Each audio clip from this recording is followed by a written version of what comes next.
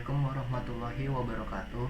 Nama saya Naufal Hilmi Wijaya, NPM 333119085 dari kelompok 12 akan menjelaskan pengertian dari mesin bubut. Pertama, mesin bubut atau turning machine adalah perkakas yang gerak utamanya atau kerja utamanya adalah berputar atau berostasi. Selanjutnya ada prinsip kerja.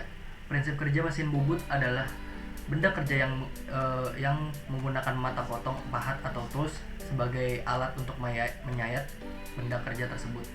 Jadi benda kerja tersebut itu berputar dan mendekati mata pahat.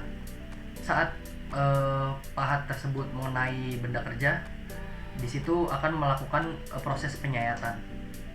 Lalu ada sistem persumbuan. Sistem persumbuan pada mesin bubut yaitu terdapat dua aksis, yakni sumbu X yaitu bergerak melintang atau ke depan maju dan mundur. Lalu ada sumbu Z yaitu untuk gerak memanjang, yakni kanan dan kiri. Lalu fungsi dari mesin bubut adalah untuk membuat benda kerja yang berbentuk silindris agar menjadi sebuah part atau barang jadi. Selanjutnya adalah komponen-komponen utama dari mesin bubut. Yang pertama itu ada aretan, selanjutnya spindle, ada kepala lepas atau tailstock, tuas pengatur kecepatan, kepala tetap atau headstock, cekam atau cak, meja atau alas mesin, dan dudukan pahat. Ada beberapa macam-macam pembubutan ya, yakni pertama itu ada facing, taper turning, contour turning, form turning, tempering, cut off, threading, boring, drilling, dan knurling. Pada praktikum kali ini kita akan berfokus kepada pengkartelan atau knurling dan ulir atau threading. Nah, pertama-tama pengkartelan atau knurling sebenarnya bukan proses penyayatan, tetapi proses pembentukan logam yang digunakan untuk membuat pola arsiran yang bersilangan dengan benda kerja, dan biasanya pola knurling digunakan untuk pemegang supaya tidak licin. Lalu macam-macam profil knurling itu ada 3. Yang pertama itu profil lurus atau straight pattern, yang kedua itu ada profil menyudut atau angular pattern, dan profil intan atau diamond pattern. Nah, setelah itu ada ulir atau threading.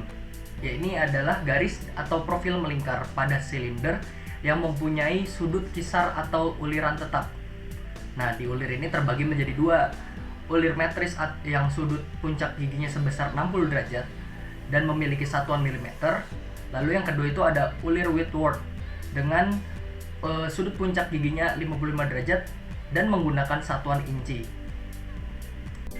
Selanjutnya ada proses permesinan. Nah, sebelum masuk ke proses pemesinan, kita persiapkan bahan baku. Nah, bahan bakunya di sini adalah batang silinder pejal dengan diameter 32 mm dan panjang 100 mm. Setelah bahan disiapkan, proses pemakanan pertama yaitu adalah pembuatan alur 1 dengan rumus sebagai berikut, dan hasilnya akan menjadi seperti ini.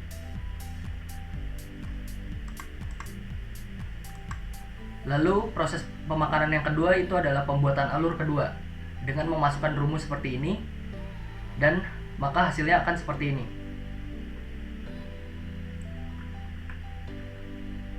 Lalu ada proses pemakanan ketiga, pemakanan rata. Nah, setelah tadi membuat alur, sekarang kita mengganti pahat untuk pemakanan rata dengan rumus seperti ini, dan hasilnya akan seperti ini. Selanjutnya ada proses pemakanan keempat atau pengkartelan. Nah, dengan dimasukkan rumus seperti ini, dan hasil pengkartelan akan seperti ini. Selanjutnya ada proses pemakanan kelima yaitu chamfering. Nah, maka kita akan masukkan rumus seperti ini, dan hasilnya akan seperti ini. Yang terakhir adalah penguliran. Maka kita akan masukkan rumus untuk membuat ulir seperti ini, dan hasilnya pada benda kerja akan seperti ini.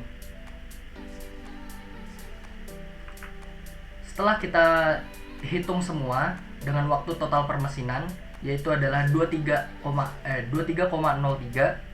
ditambah 7,87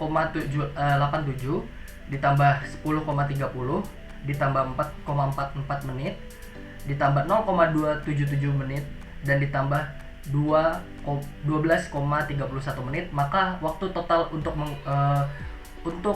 menghasilkan produk atau benda kerja yang sudah jadi adalah 58 menit, 227 menit.